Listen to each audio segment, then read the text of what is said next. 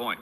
One of the reasons why the establishment is so worried about Nigel becoming Prime Minister is because we will no longer hide the data on all of the line items of the welfare budget and usage of the NHS by foreign nationals. The government, the Tory government and Labour now, continue to hide most of the line items in terms of how much demand there is on those services and welfare programmes from foreign nationals. The exception is universal credit.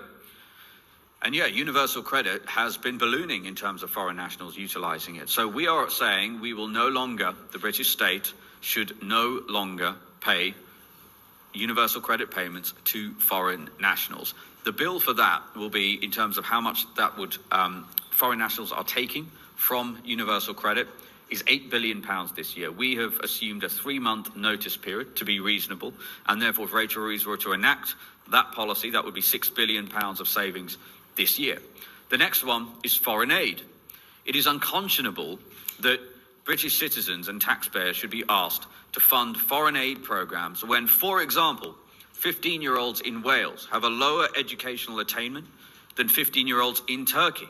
And by the way, that number for Welsh 15-year-olds is below the OECD average. But I say Turkey for a reason, because the British taxpayer has been forced, because of the inept political leadership in this country, to send hundreds of millions of pounds in aid to Turkey, a country whose 15-year-olds do better than Welsh 15-year-olds.